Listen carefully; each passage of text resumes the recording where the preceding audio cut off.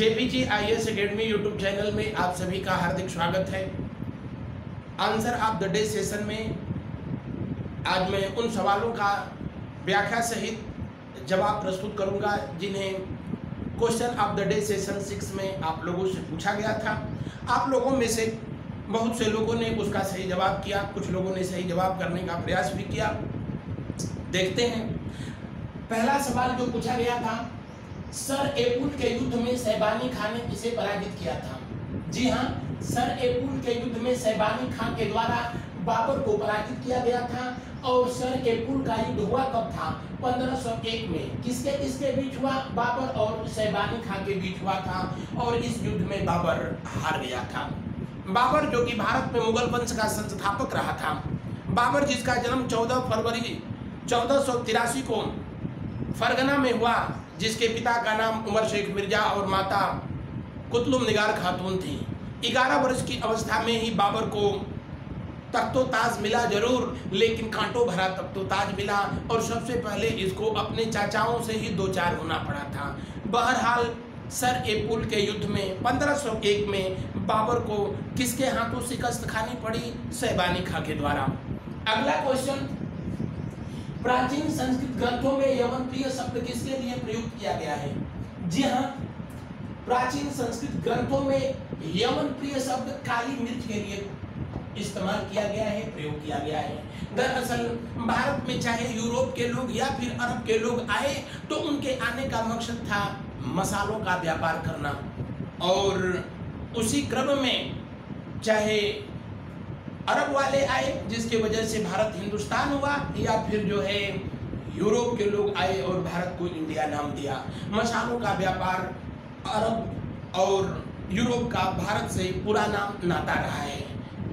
यवन प्रिय शब्द किसके लिए प्रयोग किया गया है? काली मिर्च के लिए। अगला क्वेश्चन, सीबकथार नामक पौधे भारत में कहाँ पाए जाते हैं? जी हाँ, सीबकथार या सीबेकथार नामक पौधे भारत में हिमाचल प्रदेश, उत्तराखंड, उसके अलावा लद्दाख के लेह में पाया जाता है।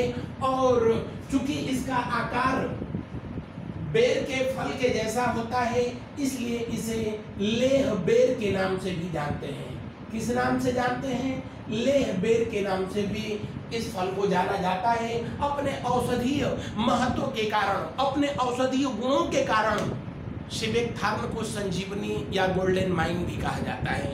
खास करके डायबिटीज के जो पेशेंट होते हैं उनके लिए इसका फल रामबाण दवा से कम नहीं है। भारत में कहाँ कहाँ पाया गया?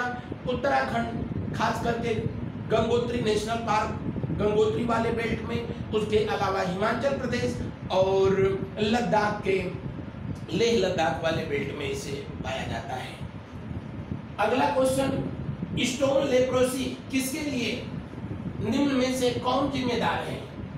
स्टोन लेप्रोसी के लिए निम्न में से कौन जिम्मेदार है? स्टोन लेप्रोसी जिसके वजह से पुराने इमारतों के जो मार्बल होते हैं, जो स्टोन्स होते हैं, उनमें क्षरण उत्पन्न हो जाता है और उसके लिए अम्ल वर्षा जिम्मेदार होती है, एसिड रेन रिस्पॉन्सिबल होती है। जैसा कि आप जानते हैं, नाइट्रस ऑक्साइड और सल्फर डाइऑक्साइड के कारण एसिड रेन होती है और विश्व में सबसे पहले एसिड रेन अम्ल वर्षा 1972 में स्वीडन में दर्ज की गई थी।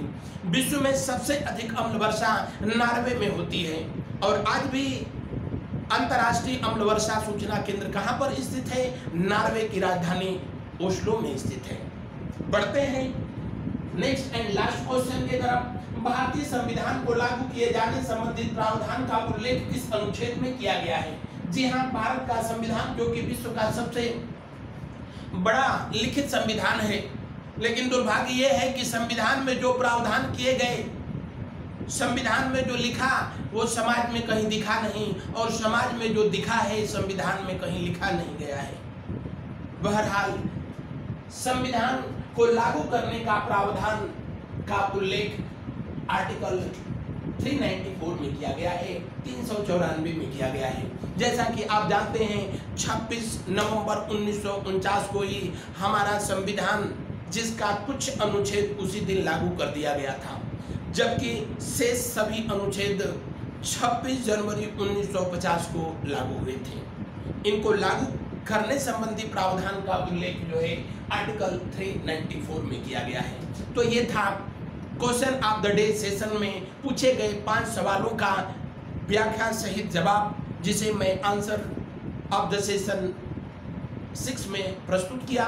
मुझे आशा नहीं, उम्मीद नहीं, विश्वास है ये मेरा सार्थक प्रयास आपके लिए संजीवनी सिद्ध होगा। थैंक यू, धन्यवाद।